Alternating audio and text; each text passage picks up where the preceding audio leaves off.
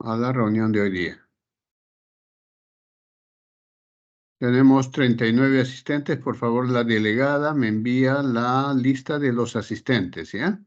La lista de los Sí. asistentes, vamos a tomar en cuenta la lista al final de la reunión, ¿sí? Está bien, doctor. Al finalizar, descargaré la lista. Muy bien, entonces si ya vemos la presentación, vamos a dar inicio a nuestra clase de hoy.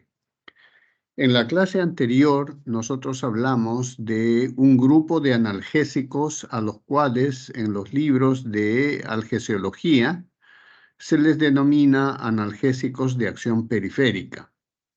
En el curso de farmacología están clasificados como un grupo de antiinflamatorios no esteroides, ¿no es cierto? Ya les expliqué cuál era la razón del acrónimo de ser antiinflamatorios no esteroides, porque tenían un efecto analgésico, antiedematoso, antieritematoso y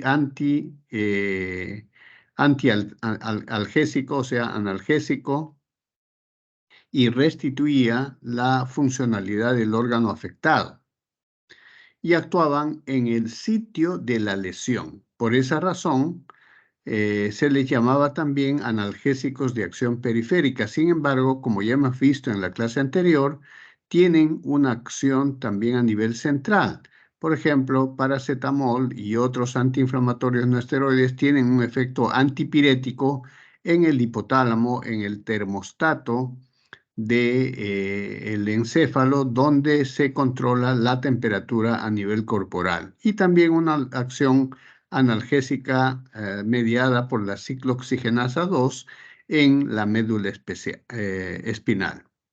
Acá hemos clasificado otro tipo de analgésicos a los cuales hemos denominado analgésicos de acción central, por una razón, porque su acción básicamente casi el 80% se circunscribe al sistema nervioso central. Ustedes entienden por neuroanatomía y fisiología que el sistema nervioso central comprende al encéfalo, o sea, al cerebro, cerebelo, tronco cerebral, bulbo raquídeo y médula espinal, ¿no es cierto? Entonces, estos analgésicos actúan predominantemente a nivel del sistema nervioso central. Dentro de este grupo de analgésicos de acción central están básicamente el grupo denominado los opioides, ¿no? Ahora vamos a definir algunos términos. Los opioides. Hay que diferenciar muy bien opioides de opiáceos, ¿ya? Porque muchas veces se usa alternativamente los dos términos como si significaran lo mismo, pero no significan necesariamente lo mismo. Sí tienen algunas diferencias. Se denomina opioides a todas aquellas sustancias producidas dentro de nuestro cuerpo, o sea, endógenamente, y son parte de nuestra fisiología, como aquellas sustancias exógenas que obtenemos de la naturaleza, como el opium de origen natural, también pueden ser de origen sintético o semisintético que producen efectos tipo morfina, es decir, un efecto analgésico. ¿Por qué? Por interaccionar con los receptores opioides. Es desplazable por el antagonista naloxona, ¿sí? Entonces, estos son los opioides. Son sustancias, tanto endógenas como exógenas, naturales, semisintéticas o sintéticas, que producen efectos de tipo morfina, o sea, efecto analgésico predominantemente por interaccionar con receptores opioides de nuestro sistema nervioso central. Es desplazable y antagonizado por la naloxona. En cambio, los opiáceos son todos los grupos de fármacos obtenidos del jugo de la amapola, que se denomina opio o opium, ¿no? Que tengan o no actividad analgésica. Acá hay un grupo que es tanto analgésicos como los fenantrénicos, como no analgésicos como los fenilisoquinolínicos, que actúan también en receptores opioides. O sea, el término opiáceo involucra también aquellos derivados alcaloides del opio que no necesariamente tienen efecto analgésico, pero que actúan sobre receptores opioides que tienen otro tipo de propiedades. Entonces, para diferenciar opioides de opiáceos, que no necesariamente es lo mismo, ¿no? Vamos a revisar, hemos hablado de opioides exógenos. Exógeno, exo quiere decir de afuera, es decir, nosotros obtenemos estos opioides exógenos, o sea, los analgésicos que provienen del exterior de nuestro cuerpo y se obtienen básicamente del jugo de los frutos verdes de la amapola, o sea, el Papaver somniferum. Opio viene del griego opium, que significa jugo. Su efecto analgésico e hipnótico, cuando hablamos de hipnosis estamos hablando de sueño, fueron muy conocidos desde antes, ¿no? Su efecto hipnoanalgésico, desde la época incluso de los faraones. Morfina es el analgésico prototipo que ha sido denominado así en alusión al dios Morfeo, que es, como saben ustedes, el dios del sueño, ¿no? Esto ha venido usándose desde mucho antes de los egipcios incluso por sus propiedades analgésicas, incluso antidiarreicas, que también vamos a ver luego que es uno de sus efectos farmacológicos. Esta es la planta de la amapola, el Papaver somniferum. Este es el fruto verde de la amapola. Ustedes ven que se ha hecho unas incisiones, el cual sale un jugo, que es el opium, que inicialmente es blanco, luego se oxida y se puede tornar muy oscuro. De este opium se obtienen dos grandes familias de alcaloides. Los alcaloides fenantrénicos, estamos hablando naturalmente, ¿no es cierto? Acá no hay ninguna manipulación química en laboratorio. Dos familias grandes, la familia de los fenantrénicos con efectos analgésicos, de los cuales el 10% corresponde a morfina, la codeína el 0.5% y la tebaína, la dimetilmorfina, el 0.2%. Sí, 0.2%. Aquí hay un error, borran el 9%. Y otro grupo farmacológico obtenido del opium, alcaloides, con efectos antiespasmódicos, es decir, relajantes de la musculatura lisa. La papaverina, 1%, la noscapina o la narcotina, 6%, y la narceína, 0.3%. Entonces ya sabemos cuál es el origen exógeno de estos analgésicos opioides de la familia de los fenantrénicos, y básicamente estaríamos hablando de opiáceos tanto a la familia de los fenantrénicos como a la familia de las benziliisoquinolinas. Y estaríamos hablando de opioides solo aquellos fármacos que tienen un efecto analgésico, ¿no? La papaverina, por ejemplo, no tiene un efecto analgésico per se primariamente, pero al ser un relajante muscular de la musculatura lisa, puede producir analgesia por su efecto antiespasmódico, pero secundario al efecto de relajación muscular. Cuando hablamos de opioides endógenos, estamos asumiendo de que sustancias similares a las que obtenemos del opium, vamos a encontrar que nuestro sistema nervioso central las produce. Por eso se llaman opioides endógenos. Son producidas en diferentes regiones de nuestro sistema nervioso central y son derivados de tres tipos de prohormonas. El primer grupo, la proencefalina, que producen las encefalinas, la metaencefalina, la leoencefalina, que actúa en los receptores opioides delta. Ahora ya vamos a revisar cuáles van a ser estos receptores que sirven de contacto a estos fármacos, a los receptores opioides. Uno de ellos es el receptor delta, ubicados en el sistema límbico, en el asta dorsal de la médula espinal, y en el haz descendente inhibitorio del dolor en la médula espinal, las encefalinas.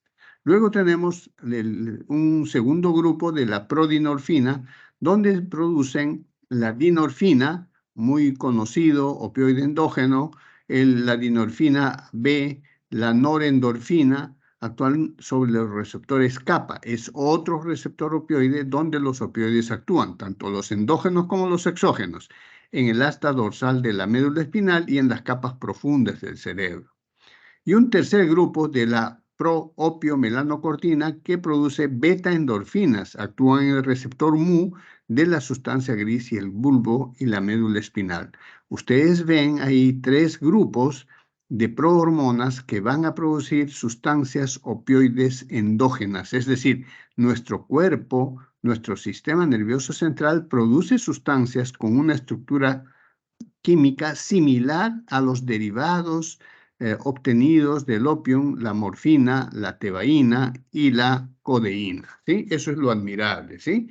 Con una diferencia de que estos opioides endógenos tienen efecto analgésico y otros efectos como la euforia, el buen estado de ánimo artificial y son producidos por nuestro sistema nervioso central, ¿no? Entonces hay opioides exógenos obtenidos originalmente de la amapola, del fruto verde, o sea, del jugo, del opio, y opioides endógenos producidos por diferentes regiones de nuestro sistema nervioso central que, como ya habíamos dicho, actúan en los receptores opioides, que acá ya podemos distinguir que hay tres tipos de receptores principales: el receptor mu, el receptor kappa, el receptor delta, que están en la superficie de ciertos grupos neuronales.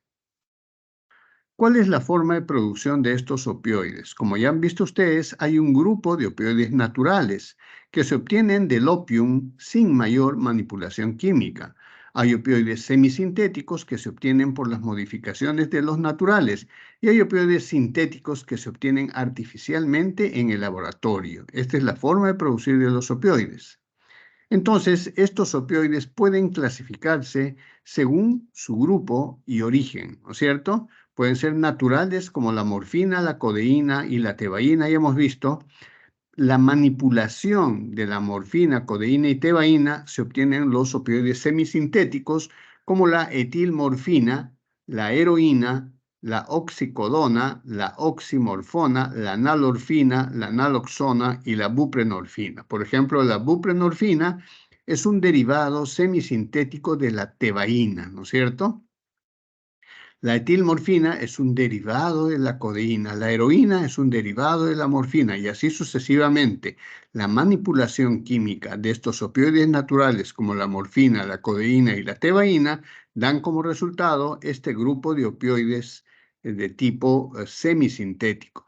Hay un gran grupo, un tercer gran grupo sintéticos que se producen en el laboratorio. Acá tenemos el grupo meperidina, petidina, donde está la meperidina, el fentanilo, el alfentanil, el sulfentanil, el difenoxilato, la loperamida. El grupo metadona, donde está la metadona, el dextropropoxifeno, el napsilato. El grupo morfinano, el levalorfano, el dextrometorfano, la pentazocina. El grupo tramadol, tramadol y tapentadol. Hay un último grupo sintético que ha sido publicado últimamente, sin embargo, aún solamente está circulando en Estados Unidos y que no hay en nuestro país. Y es un grupo que no responde al antagonismo de la naloxona. Ustedes ven, por ejemplo, en el grupo de los sintéticos, fármacos como la nalorfina, naloxona y la buprenorfina. Acá están mezclados todos los opioides según su origen y según su grupo de origen para clasificar a todos ellos sin mencionar cuál es su acción o su mecanismo de acción y por último su efecto farmacológico.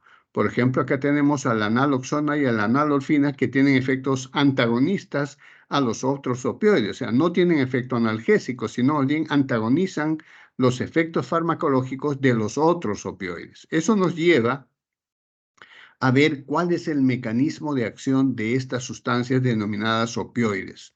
La acción opioide básicamente actúan sobre los receptores opioides del sistema nervioso central, entiéndase cerebro, tronco cerebral, médula espinal.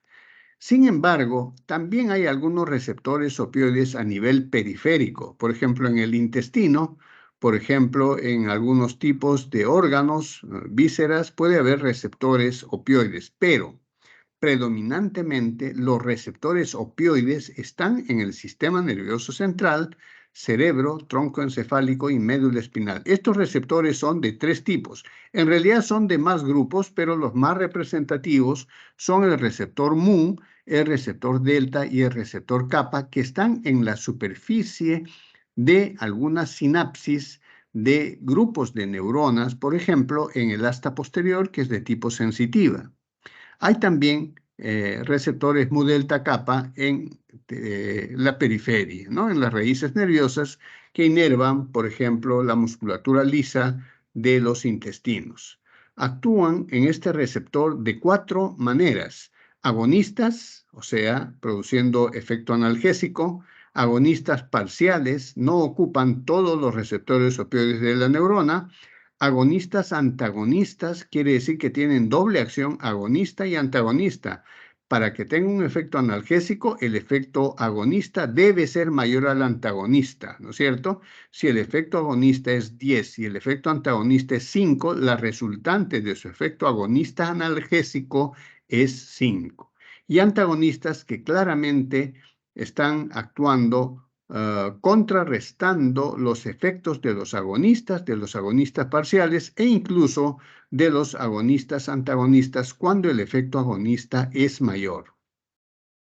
Sin embargo, este efecto de tipo opioide sobre los receptores opioides, mu delta kappa, esos son los receptores opioides. Todo fármaco que actúe sobre los receptores mu delta kappa de ciertos grupos neuronales se llaman fármacos opioides, ¿no es cierto? Porque actúan sobre los receptores opioides y actúan, como lo dijimos, de 4 maneras.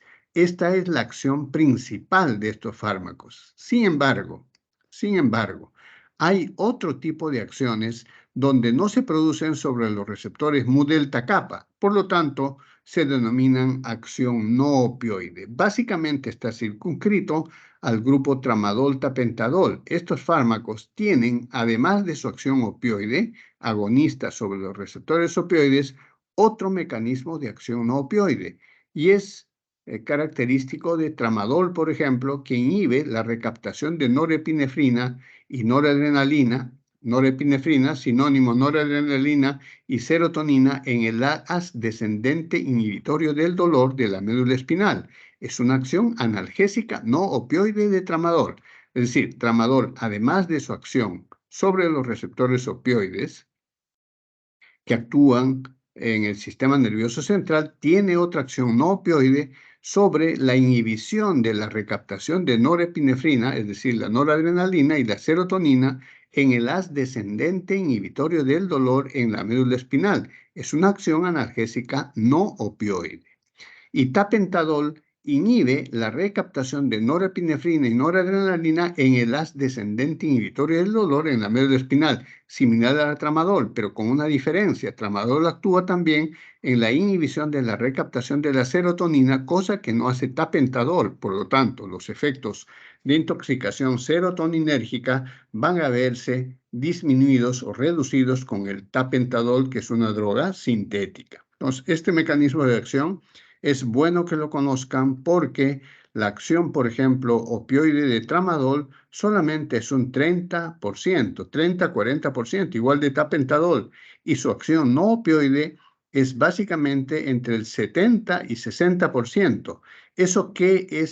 ¿Cuál es la ventaja de eso? De que al no actuar totalmente como los agonistas, las posibilidades de los efectos secundarios producidos por estos analgésicos opioides se reducen porque el total de su acción opioide analgésica es solamente un 30-40% y su acción no opioide es básicamente un 60-70%.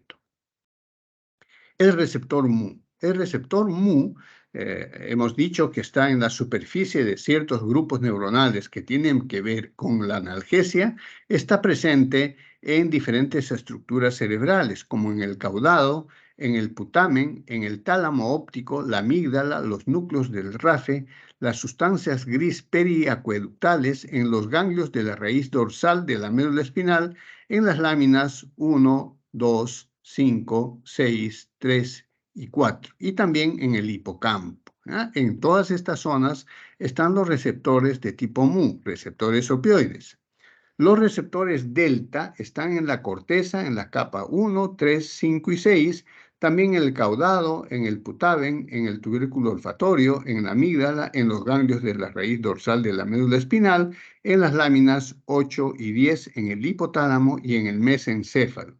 Y los receptores kappa están en la corteza cerebral, en la capa 4 no frontal, en el tubérculo olfatorio, en la amígdala, en los núcleos accumbens, en el tálamo óptico, en el hipotálamo y la sustancia gris. En síntesis, los receptores opioides están en diferentes zonas, pero que tienen que ver con el dolor, ¿no es cierto? El receptor mu delta kappa son receptores opioides. Recuerden ustedes, el dolor tiene varias dimensiones. La dimensión de la sensación dolorosa, de la expresión dolorosa, de la conducta dolorosa, de la cognición del dolor. Eso en fisiología han estudiado.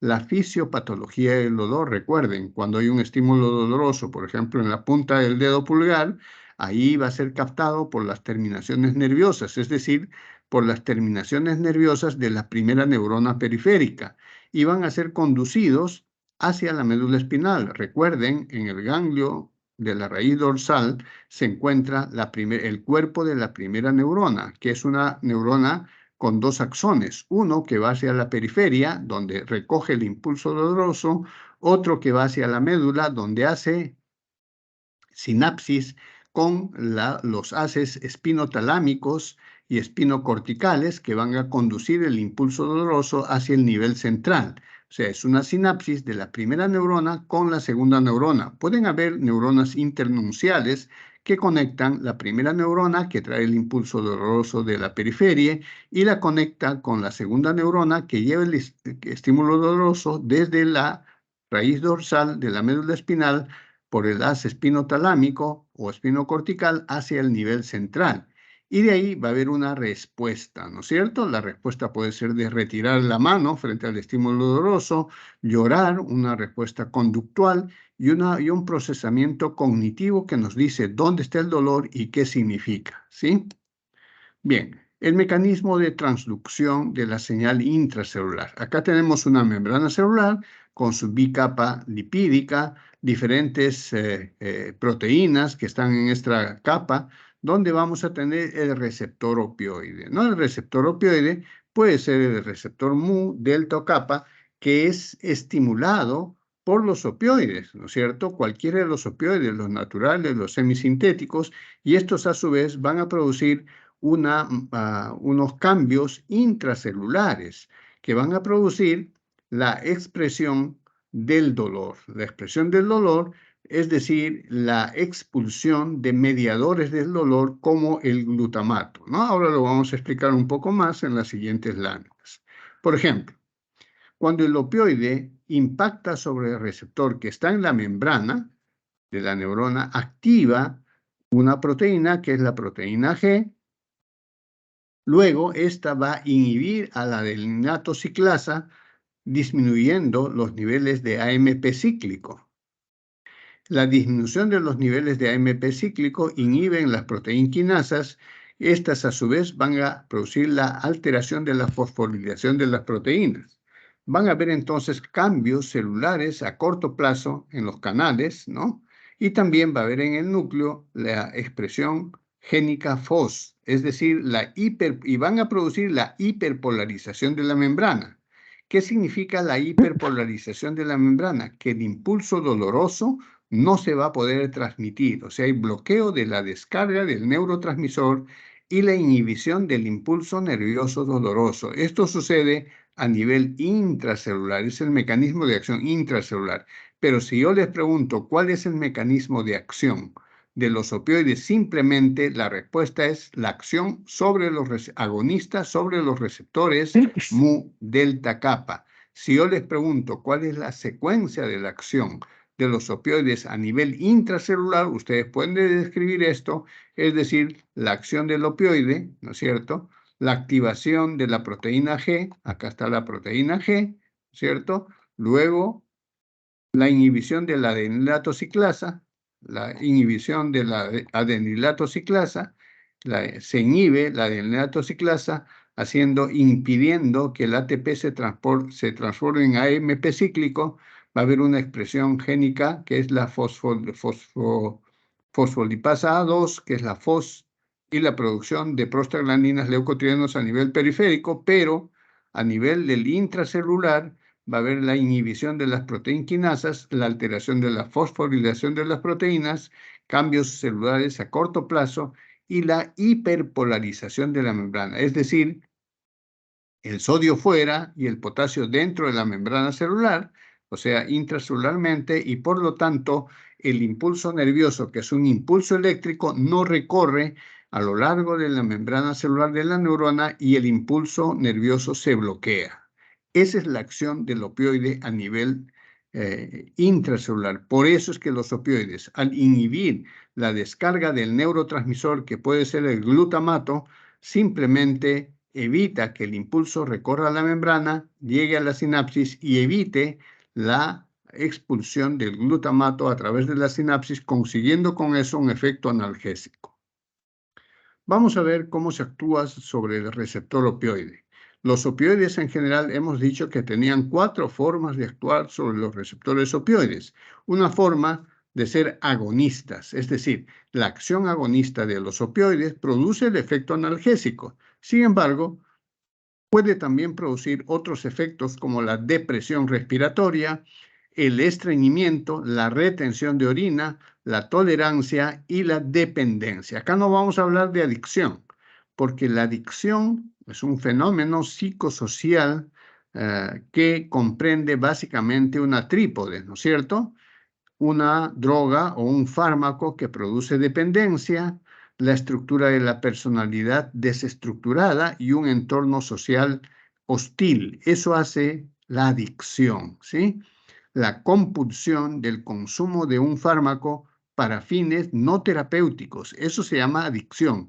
Y no solo es un fenómeno farmacológico, sino es un fenómeno psicológico de estructura de la personalidad no bien construida y un entorno de tipo hostil, cosa que vemos también con los adictos, por ejemplo, a la cocaína. Entonces, para resumir, el efecto agonista es el efecto analgésico que producen los opioides, pero además tiene como efectos secundarios la depresión respiratoria, el estreñimiento, la retención de la orina, la tolerancia y la dependencia. Ustedes saben que la tolerancia es el requerimiento de mayor dosis para conseguir el mismo efecto. Eso es un fenómeno farmacológico que tienen este tipo de fármacos de la familia de los opioides. Agonista parcial. Ocupan solamente una parte de los opioides, por ejemplo, la buprenorfina. Eso significa que pueden ser asociados con otros fármacos, incluso del mismo grupo, ¿cierto? Opioides, para completar el bloqueo de todos los receptores opioides y producir un fenómeno de potenciación. Los agonistas antagonistas, esto parece contradictorio. Si por un lado producen un efecto analgésico con el efecto agonista, el efecto antagonista bloquea estos efectos. Sin embargo, siempre el efecto agonista es mayor que el antagonista. Si este fármaco de este grupo tiene un efecto agonista de 7 y un efecto antagonista de 3, el efecto final será un efecto agonista de 4, que es el efecto analgésico. Pero el efecto antagonista existe para disminuir los efectos secundarios del agonista. Actúan agonista produciendo analgesia y antagonista reduciendo los efectos secundarios. La acción agonista siempre es predominante. Y un último grupo, que son los antagonistas, que no son analgésicos, por el contrario, revierten los efectos de los agonistas que producen analgesia. O sea, si a un paciente yo le doy morfina, que es un agonista puro de los receptores Mu, y le doy antagonista, voy a regresar que el paciente tenga dolor. Pero ¿cuándo se usa esto? Cuando hay una sobredosificación o una intoxicación con opioides que produce depresión respiratoria. Nosotros administramos un antagonista para revertir los efectos depresores respiratorios. Obviamente causan síndrome de abstinencia que se usa en pacientes con uso prolongado de estos fármacos. Los antagonistas ocupan los receptores de los opioides, pero para producir efectos antagonistas frente a los agonistas, como la morfina, como el tramadol, como la buprenorfina.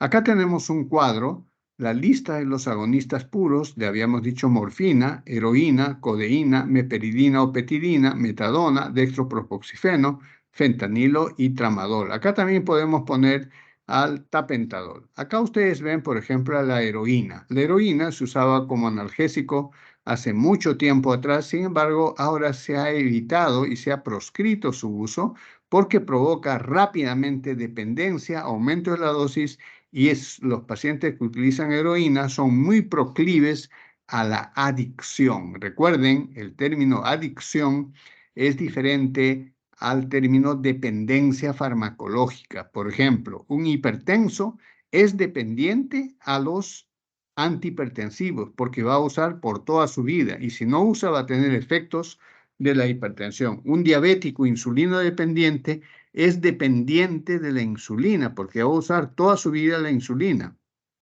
¿verdad? Entonces es un fenómeno farmacológico que es diferente a la dependencia asociada a la adicción. La morfina, un paciente con cáncer usa morfina probablemente hasta que fallezca y eso no está mal, tiene dependencia a morfina, pero la adicción es el uso inadecuado de estas sustancias para fines no analgésicos o para fines no farmacológicamente indicados. Los agonistas antagonistas, o también llamados opioides mixtos, son la pentazocina y la nalbufina, que es más potente. El agonista parcial, ya lo dijimos, la buprenorfina, ocupa solamente una parte de los receptores mu. Y los antagonistas, la naloxona, la naltrexona, que son muy usados como antídoto para la depresión respiratoria causada por la intoxicación por los otros opioides, sea de forma accidental o sea de forma intencional. Entonces, hay algunos fármacos que tienen un efecto muy selectivo, ¿no? Como ser un agonista K y un antagonista o un agonista parcial mu, ¿no? Entonces, básicamente, los agonistas antagonistas mixtos pueden ser agonistas K y causar analgesia. K me refiero receptor kappa, o antagonistas, o ser agonista parcial del receptor mu, como en el caso de la buprenorfina, ¿no? Los agonistas antagonistas causan menos riesgo de depresión respiratoria. Igualmente, los agonistas parciales tienen menos riesgo de depresión respiratoria, a diferencia de la morfina, la codeína, la metadona, el fentanilo o el tramadol. Agonistas puros. No tienen efecto techo para su efecto analgésico. Nosotros hablamos en la clase anterior de antiinflamatorios no esteroideos. Y en los antiinflamatorios no esteroideos, una cosa que no sé si les dije, ahora se los digo, tienen un efecto techo. Por ejemplo, cuando hablamos de un antiinflamatorio no esteroide de la familia del ácido propiónico, como el naproxeno, nombre comercial, por ejemplo, Apronax, que es tan popular en la televisión, no podemos dar más allá de 1.500 gramos diarios. ¿Por qué? Porque elevar a 2.000 o a 2.500 miligramos diarios no va a aumentar su efecto analgésico antiinflamatorio, sino por el contrario, va a aumentar sus efectos secundarios, ¿cierto? Igualmente con el paracetamol, si no podemos dar más allá de 4 gramos diarios como dosis tope, aumentar sobre eso solamente va a producir aumento de efectos secundarios y no va a aumentar mayormente su efecto analgésico. Entonces, los antiinflamatorios no esteroides tienen un efecto techo sobre el cual no se puede aumentar. A diferencia de los agonistas puros como la morfina, nosotros podemos aumentar la dosis del fármaco de acuerdo al efecto analgésico que querramos. Si nosotros utilizamos 30 miligramos de morfina en un paciente una semana y a la siguiente semana necesita 60 y a la siguiente 80 y a la siguiente 90 y al siguiente mes 100 o 120, nosotros podemos seguir aumentando y manteniendo o aumentando el efecto analgésico. ¿Por qué? Porque los fármacos opioides no tienen efecto techo analgésico. Clínicamente se pueden aumentar a dosis progresivamente según el paciente desarrolle el fenómeno de la tolerancia. Recuerden, el fenómeno de la tolerancia es aquella condición donde el paciente requiere mayor dosis de un fármaco para mantener el efecto farmacológico deseado. En este caso tenemos ejemplos de agonistas puros como la morfina, metadona, codeína, tramadol y petidina. La petidina, también llamada meperidina, cada vez menos usado por sus efectos tóxicos en el sistema nervioso central que producen convulsiones. Estos fármacos, sin embargo, los que hemos señalado como agonistas puros, son los más usados para el tratamiento del dolor moderado a severo. Recuerden, los antiinflamatorios no esteroides estaban indicados para el dolor leve y moderado. Los opioides están indicados básicamente para el dolor moderado a severo, especialmente el dolor nociceptivo, aquel que proviene de la destrucción o el daño de los tejidos, ¿sí? Bien, entonces ya hemos visto por qué son analgésicos de acción central, ¿no es cierto? Porque actúan en el sistema nervioso central en los receptores mu delta kappa. Y estamos viendo la clasificación de acuerdo a su acción sobre los receptores mu delta kappa. Ya hemos visto los agonistas.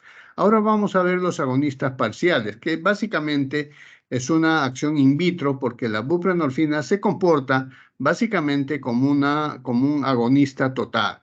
Clínicamente, in vivo se comporta como un agonista total en los receptores mu. Sin embargo, este derivado semisintético de la tebaína, que se llama la buprenorfina, tiene la posibilidad de asociarlo incluso con otro opioide para producir efectos sinérgicos o para producir analgesia de rescate cuando el analgésico de base no es suficiente.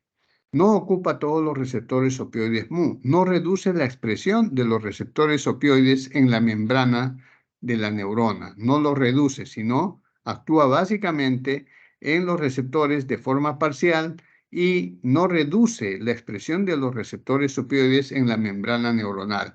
Permite su asociación simultánea con otro opioide en caso de analgesia de rescate. ¿A qué se llama analgesia de rescate? A una analgesia cuando uno da una dosis estándar de un analgésico, por ejemplo, buprenorfina, en cierto momento el dolor se exacerba por alguna razón, ahí es momento, cuando se exacerba el dolor, usar un analgésico de rescate, que en este caso podría, por ejemplo, ser un analgésico de rescate de acción rápida, como el tramadol o el tapentadol. Puede presentar techo a dosis altas. Esto es característica solamente de buprenorfina, pero nunca se alcanza la dosis alta, ¿no? La dosis más alta es mayor de 4 miligramos y generalmente no es necesario sobrepasar los 4 miligramos al día, que es una dosis muy alta de buprenorfina. La buprenorfina, la dosis es en microgramos, ¿no es cierto? Por ejemplo, acá tenemos en el Perú parches de buprenorfina de 35 microgramos por hora, ¿cierto? Y eso en un día no llega pues ni de lejos a 4 miligramos. Por lo tanto, alcanzar la dosis techo es muy difícil, ¿no? Y la clasificación también incluye a los agonistas antagonistas. Ya hemos dicho que la acción agonista es la predominante, pero tiene una acción antagonista. Recuerden, los opioides tienen un efecto secundario que es la depresión respiratoria y los antagonistas revierten los efectos de depresión respiratoria. Si un opioide tiene doble acción agonista-antagonista, es decir, su acción agonista es 10 y su acción antagonista es 5, su efecto resultante analgésico va a ser 5. Pero a diferencia de los otros, la acción antagonista protege o reduce los efectos secundarios. Estos también tienen un efecto techo para la analgesia o son neutrales. Acá está la pentazocina y la nalbufina como agonistas antagonistas. El efecto analgésico, ya lo dijimos, es predominante, es decir, el efecto agonista, por lo que se usa en clínica para el tratamiento del dolor moderado y severo. El cuarto grupo son los antagonistas puros. Tienen afinidad por los receptores opioides, igual que la morfina, igual que la buprenorfina, igual que tramadol, pero carecen de actividad intrínseca. Entre estos, el más potente es la naloxona y solamente se utiliza cuando hay una intoxicación con un opioide, es decir, la intoxicación con opioides se manifiesta básicamente con depresión respiratoria que puede ser mortal. El antídoto para una intoxicación o para una sobredosificación de opioides es la naloxona. Revierte los efectos de depresión respiratoria y es para lo que se usa, ¿no? Su uso está limitado para revertir los efectos secundarios de los opioides agonistas, especialmente la depresión respiratoria. La aplicación en un usuario de morfina o de otro opioide agonista puede causar síndrome de abstinencia o su supresión, o sea, cuando se utiliza naloxona. para revertir los efectos secundarios, como ya no tiene el efecto agonista sobre los receptores kappa y la depresión respiratoria ha sido bloqueada la acción, por ejemplo, si es morfina, si se administra naloxona o se suspende bruscamente un opioide, da un síndrome de abstinencia o de supresión. Entonces ya les voy diciendo que así como se dan los opioides en forma dosis creciente, para retirar el analgésico opioide hay que retirarlo de forma progresiva, disminuyendo, reduciendo las dosis progresivamente.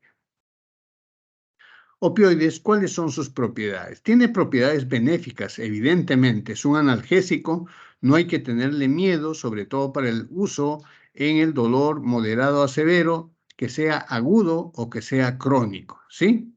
Tiene un efecto también antitusivo. La codeína es el más poderoso antitusígeno. Sin embargo, su uso está limitado en niños mayores de 12 años. No se usa en niños menores de 12 años. Disminuye el consumo de oxígeno en el miocardio en pacientes con infarto de miocardio. Alivia el dolor del infarto de miocardio y disminuye el consumo. Simultáneamente al tratamiento anticoagulante o al tratamiento propio del infarto de miocardio, se puede dar opioides, especialmente morfina, para reducir el consumo de oxígeno por el miocardio y disminuir los efectos deleterios de la obstrucción coronaria. Disminuye en grado notable las contracciones propulsoras intestinales. ¿Y esto qué va a tener en cuenta? La disminución artificial de la diarrea. Recuerden ustedes, la diarrea es un tema del aumento de la secreción de las vellosidades intestinales.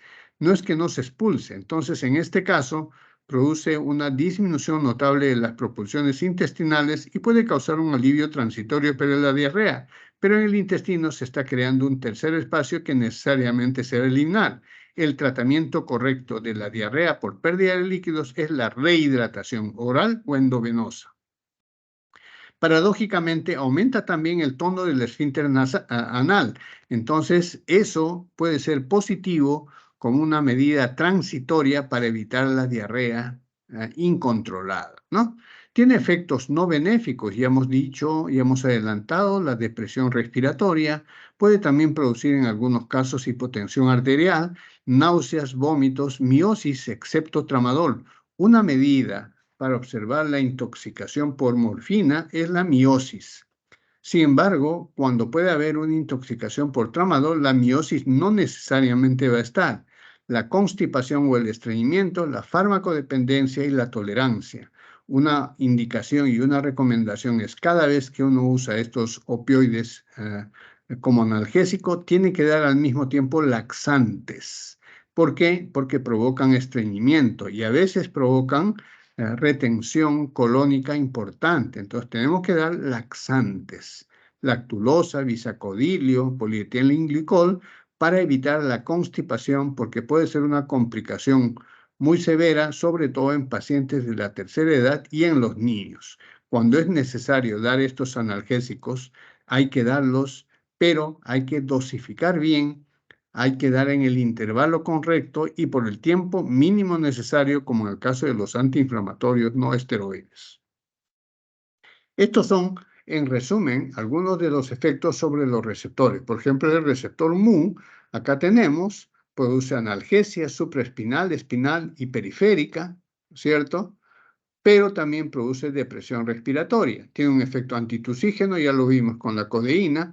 En algunos casos, como el fentanilo, una droga que ahora se abusa mucho en Estados Unidos, produce efectos más rápidos que la heroína y entra como contrabando desde el Asia hasta Estados Unidos y está causando muchas muertes el fentanilo utilizado como droga. Sin embargo, es una droga que se utiliza mucho en ventilación mecánica y en pacientes en el transoperatorio. Estreñimiento, ya lo comentamos, y produce dependencia, ¿sí? Como efectos secundarios vamos a tener la depresión respiratoria, bradicardia, hipotensión y miosis y euforia. Ese es uno de los efectos secundarios por los cuales muchos pacientes o personas utilizan estas drogas para tener una sensación de alegría artificial, que es la disforia, ¿no es cierto? La alegría exagerada, que es un efecto secundario del efecto mu y que puede ser una de las razones por la cual los adictos a este medicamento puedan usarlo, ¿no? Sobre el receptor kappa tenemos analgesia espinal, produce sedación o hipnosis y también disforia. Sobre el receptor delta tenemos analgesia inducida por estrés y la modulación de los efectos mediados por los receptores mu, es decir, la analgesia, el efecto antitusígeno. Hay también otros receptores que no he querido hablar, como el omega, donde se produce taquicardia, hipertensión, midriasis, excitación y disforia. Ustedes básicamente deben concentrarse en las acciones mu, delta y kappa. Farmacocinética, ¿no? Ya hemos visto la farmacodinamia, cómo actúan. Vamos a ver ahora la farmacocinética. La farmacocinética es que puede administrarse por vía oral, intramuscular, subcutánea, rectal, epidural, intracraneana, intraarticular y transdérmica. Fíjense qué versátil son estos medicamentos. Incluso se puede administrar por vía nasal, ¿eh? Y hay también publicaciones que se puede administrar por vía inhalatoria bronquial para ciertos tipos de cáncer, sobre todo pulmonar, ¿no? La absorción es completa desde el tracto gastrointestinal, ¿no? El efecto del metabolismo de primer paso hepático es amplio. Por ejemplo, si uno da 100 miligramos de morfina por vía oral, va a pasar a la sangre solamente 50% circulación, porque tiene un first pass como la morfina, y acá lo decimos 25 a 50%. Por lo tanto, la vía oral es diferente a la vía endovenosa. Si a un paciente le damos por vía oral 30 miligramos de morfina como dosis total diaria, si le damos intravenosamente por alguna razón el paciente vomita o no tolera la vía oral, le tendremos que dar 15 miligramos. ¿Por qué? Porque su biodisponibilidad es el 50%. Si sucede que recibe por la boca 30 miligramos y nosotros, ignorando el first pass hepático, le damos 30 miligramos directamente a la vena, lo que vamos a producir, estamos dándole el doble de la dosis y podemos intoxicarlo. Mucho cuidado con esto, ¿ya? La biodisponibilidad, en cambio, de tramadol es 60-70% la primera dosis. Las siguientes dosis básicamente son de 90 a 100%. Por lo tanto, el tramadol sí se puede dar las mismas dosis por vía endovenosa, por vía intramuscular o por vía oral. Se distribuyen ampliamente y la fracción circulante está ligada a proteínas es menor, aproximadamente 20%, lo que significa que nosotros podemos asociarlo con otros analgésicos. Ya les he mostrado la escalera analgésica de la OMS, donde se puede asociar un antiinflamatorio no esteroide con un opioide. ¿Por qué? Porque el opioide solamente tiene una ligadura a proteínas de un 20%, y los antiinflamatorios no esteroides pueden llegar hasta el 90%. Entonces se puede asociar los dos porque los opioides tienen poca ligadura a proteínas, ¿no? Se eliminan básicamente, se metabolizan por glucuronización y se eliminan básicamente por filtración glomerular, lo que significa que tenemos que ajustar las dosis en pacientes con insuficiencia renal, porque se puede acumular el medicamento en la sangre en los pacientes que no tienen una buena filtración glomerular, y eso que nos va a llevar a una hiperconcentración del opioide en la sangre y a una posible intoxicación opioide, no por sobredosis, sino por falta de eliminación de estos fármacos por vía renal. ¿Y qué tenemos que hacer? Tenemos que ajustar la dosis de acuerdo al nivel de insuficiencia renal, excepto la buprenorfina, que se elimina predominantemente por vía biliar y que más bien podemos dar en pacientes con insuficiencia renal sin ningún problema. La vida media. La vida media indica más o menos el intervalo a los cuales nosotros tenemos que dar estos fármacos, y estos varían de acuerdo si vamos a usar la vía oral o la vía parenteral, ¿no? La equivalencia analgésica. Por ejemplo, la morfina de acción rápida tiene una vida media de 2 a 3 horas y una duración hasta 4 horas, ¿no es cierto? La vía oral es más o menos 30 a 60, en la vía parenteral es 10 miligramos. La codeína más o menos igual. La vía oral se da 200 miligramos y la vía parenteral solamente 130. El tramadol dura 5 a 6 horas, la duración 5 a 6 horas, se puede dar cada 6 horas, cada 8 horas. Cuando damos la vía oral 100 miligramos, damos la vía oral 100 miligramos. ¿Por qué? por el first pass hepático. Si acá nosotros, por ejemplo, hemos dicho que el first pass hepático retiene el 25 al 50% o destruyen el hígado antes de pasar a la sangre, entonces nosotros consideraremos que la vía parenteral tiene una menor dosis. Repito una vez más, por ejemplo, en el caso de morfina, si nosotros damos 50 miligramos por la vía oral y por alguna razón el paciente vomita o no tiene la funcionalidad de la vía oral, queremos pasar a vía endovenosa, nosotros tenemos que dar el 50% de la dosis. ¿Por qué? Porque si estamos dando 50 miligramos por vía oral, va a pasar a la sangre solamente 25 miligramos, que esa es la parte que va a tener actividad farmacológica. Y entonces nosotros tendremos que dar por vía endovenosa solamente 25 miligramos. ¿Por qué? Porque si le damos 50, es como si le diéramos 100 miligramos por vía oral, ¿no es cierto? Entonces el paciente se va a intoxicar. Todos estos fármacos, la morfina, la oxicodona y el tramadol, tienen presentaciones de acción prolongada. Eso ya es una galénica en el preparado de las cápsulas que producen un efecto de liberación prolongada y que se pueden dar. Tramadol, por ejemplo, hay retard, se puede dar cada 12 horas.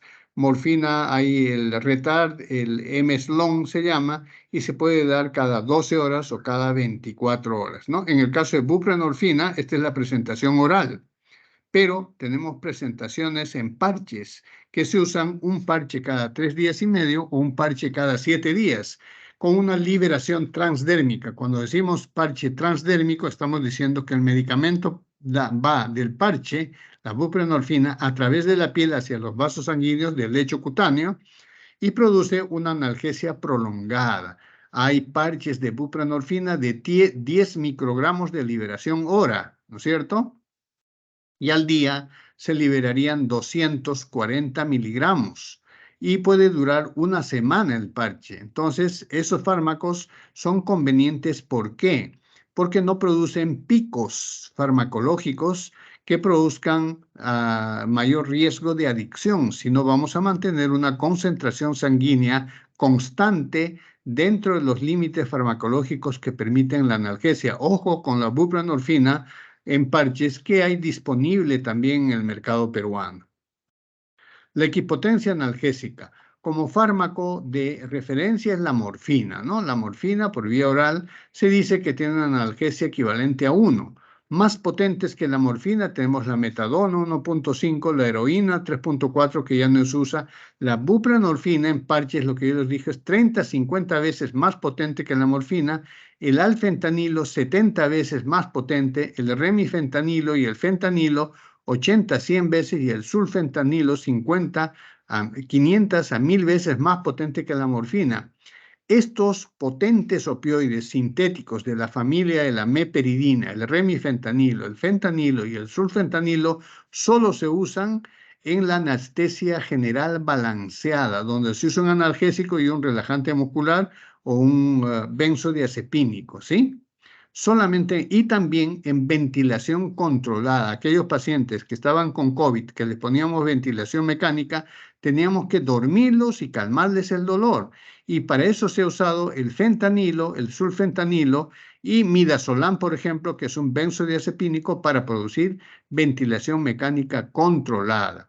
Menos potentes que el tramadol, que la morfina, está el tramadol, que es 10 veces menos potente que la morfina, la meperidina, que es la mitad de potente que la morfina, el dextropropoxifeno, que es 5 veces menos potente que la morfina, la codeína. No por eso no sirven, sino que hay que ajustar las dosis. Esta es una comparación de potencia mayor y menor. Rutas metabólicas, ¿no? Las rutas metabólicas más usadas de los opioides, por ejemplo, la codeína, produce la O-demetilación en el hígado por el citocromo P450 en esta subvariante, ¿no? Considerar que el 7% de la población de Latinoamérica carecen de esta enzima, por lo que no se beneficia del efecto analgésico. La metadona, junto con los antirretrovirales para el SIDA, por ejemplo, o la rifampicina para la tuberculosis, inducen al citocromo P3A4 y puede producir síndrome de abstinencia, o sea, bloquean la acción de los opioides y por eso producen síndrome de abstinencia. El tramadol, el metabolito vía citocromo PP2D6 produce dimetiltramadol, que es un metabolito activo. Es poco relevante porque la mayor actividad analgésica es producida por la forma racémica. ¿Y qué es la forma racémica? El tramadol dextrógiro y el tramadol levógiro, ¿no? Los inductores enzimáticos. ¿Qué cosas son los inductores enzimáticos del citocroma? El uso simultáneo de los siguientes fármacos producen la reducción analgésica de los opioides. O sea, los inductores enzimáticos reducen la acción analgésica de los opioides. Acá tenemos los antirretrovirales, anticonvulsivos como la carbamazepina y dantoína, antituberculosos como la rifampicina, ansiolíticos naturales como el Hipericum perforatum, que es una planta, el extracto de una planta. En cambio, los inhibidores de la citocromoxinasa potencian su efecto analgésico y amplían la vida media de estos productos y pueden causar intoxicación opioide. Acá tenemos la eritromicina, claritomicina, antimicóticos como el ketoconazol, fluconazol, antirretrovirales, antidepresivos como la fluoxetina, sertralina, ranitidina, que es un antiácido, la quinina en el tratamiento del paludismo, la melatonina en el tratamiento del insomnio, el ajo, el jugo de la toronja. El resultado entonces de la administración simultánea con estos inhibidores enzimáticos de citocromo disminuyen el metabolismo de opioides y por lo tanto pueden prolongar su vida media y por lo tanto incrementan el riesgo elevado de depresión respiratoria. Mucho cuidado con estas interacciones. Interacciones no deseadas con los inhibidores de la monoaminoxidasa, como antibióticos como la furazolidona o anticonvulsivos pueden provocar convulsiones. Asociación de dos opioides puros con agonistas antagonistas pueden disminuir el efecto analgésico. Recuerden el efecto antagonista de los agonistas antagonistas. El alcohol y los bloqueantes neuromusculares aumentan la neurodepresión y la depresión respiratoria. Peligrosa, eso mata. Los anticolinérgicos como los antidiarreicos agravan la constipación, es decir, estreñimiento severo. La meperidina y el propoxifeno, que son dos opioides semisintéticos, incrementan el efecto anticoagulante de la warfarina, sangrado. El tabaco incrementa el metabolismo de los opioides y puede reducir su efecto analgésico. Los opioides antagonizan los efectos procinéticos de la metoclopropamida. Interacciones positivas con AINES, ya lo dijimos, asociado a gabapentinoides para tratar el dolor neuropático, ¿no? Morfina o tramadol, para tratar el dolor neuropático, que es un dolor muy difícil de tratar. Naloxona y naltrexona antagonizan los efectos agonistas y revierten la depresión respiratoria. Interferencias en la eliminación, acidificantes de orina como el ácido ascórbico, la vitamina C, fosfato sódico de potasio, producen un incremento en la excreción de metadona, disminuyendo los efectos analgésicos en el paciente.